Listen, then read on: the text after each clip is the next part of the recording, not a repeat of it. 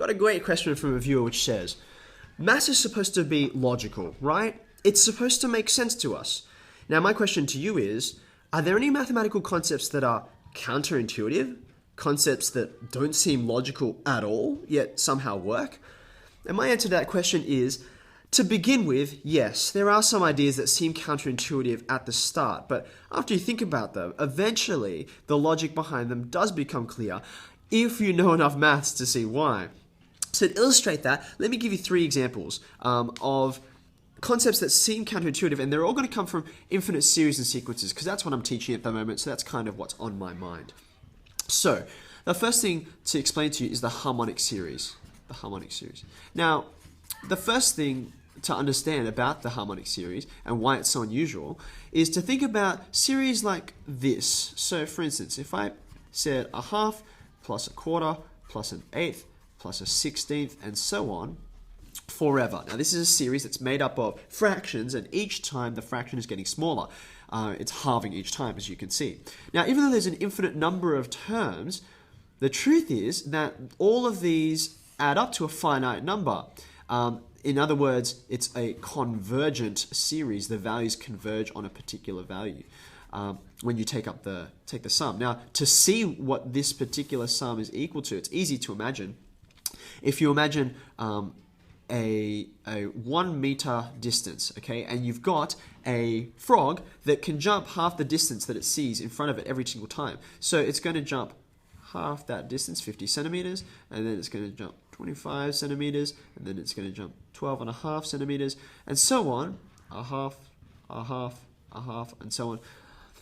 What's going to happen? Even if this frog jumps forever, each jump halving the distance that's left till it gets to the end of the 1 meter, it'll never get there, because all of the jumps it can do will never actually complete the distance. It'll only get you half as close.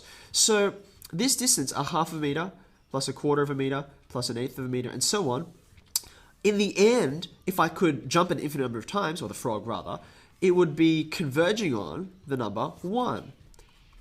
These, even though there's an infinite number of terms, together equal a finite value, okay? So it's a convergent series.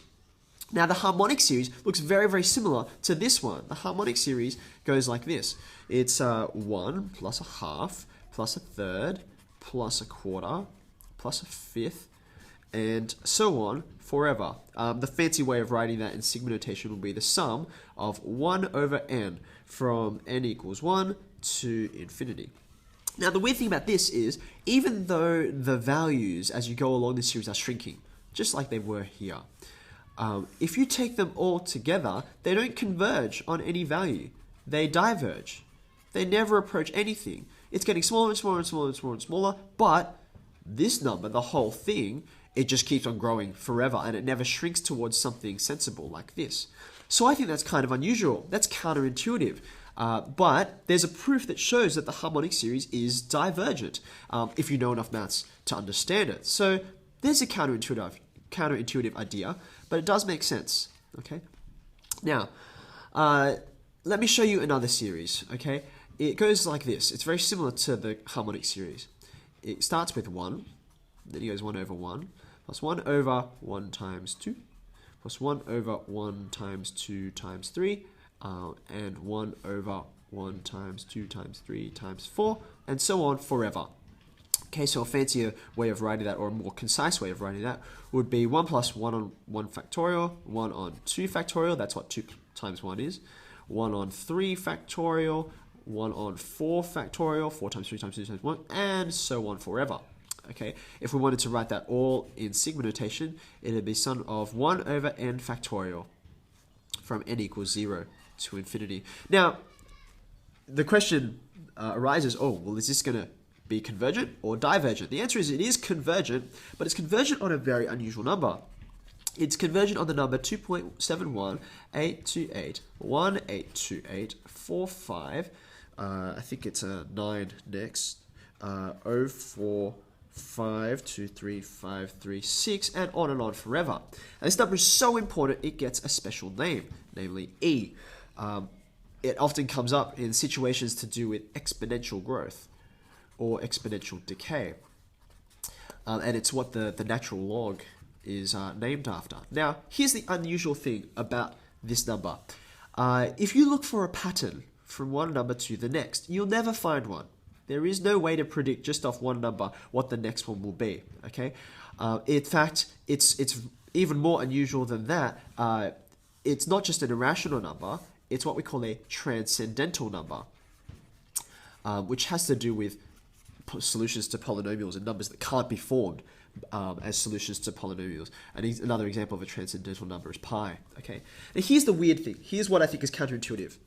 We formed this series in a very structured, predictable way. You can predict exactly what the next term will be with a great deal of certainty. Okay.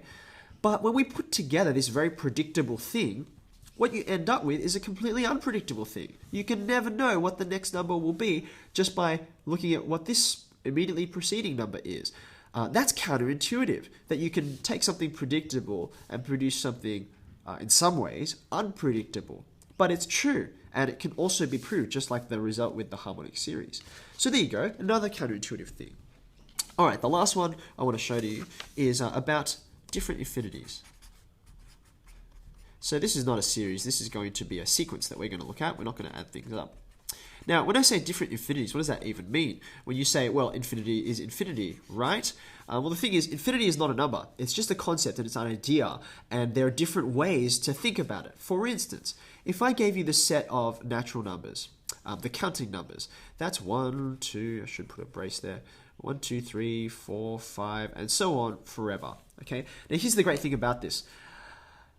When I look at this series, even though it would take me forever, I could count it. Because from one term, I can know what the next one is when I'm counting. 1, 2, then 3, then 4, then 5. You know exactly what comes next, which is why you can count. So we call this a countably infinite set. If you wanted to count it, you could do it. It would take you forever, but you can count it because the numbers have this order to them, okay? Now here's the weird thing. If I just look at, say, the numbers between 1 and 2, let's just zoom in there, okay? 1 and 2. Now, if I wanted to count the decimals between 1 and 2, common sense says, well, there probably will be an infinite number of them as well, and there are. But there are more numbers, more decimals between 1 and 2 than there are numbers in the natural set of numbers, 1, 2, 3, 4, 5, up to infinity. What do I mean? Well, let's try and play the same trick that we were before. We're doing before with the natural numbers. When you go from one number, you can tell me what the next one is by counting. 1, then 2, then 2, then 3, and then so on. Okay. Well, what would be the number between 1 and 2? Well, you could say, what would be the next number along? Maybe you could say, well, 1.1. That's in between, isn't it? Between 1 and 2. And then I could count 1.2, 1.3, and so on. But then I could say, no.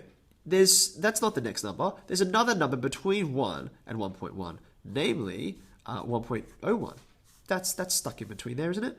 So maybe the next number is 1.01, and then I can count 1.02, 1.03, and so on. And the answer is no, it's not, because if I go in between again, I can stick 1.001 between 1.01 and 1. So I can play this game forever, and I will never actually know what the next number is to count. Okay? So that's weird. I can keep on doing this forever. There are not countably infinite numbers between 1 and 2. They are what we call uncountably infinite numbers. You could count forever and still not get to the end. So that's weird. That there are, in a way of saying it, there are more numbers between 1 and 2 than there are from 1 to infinity. That's bizarre. It's counterintuitive. Now, like I said before, there is a proof for this result as well. But obviously, you'll need to know some pretty funky number theory maths with discrete numbers to understand it. So it's counterintuitive to begin with. So it starts off that way, and many things in maths are. But once you dwell on something and learn more maths to be able to manipulate things, then you do see that things are logical in the end.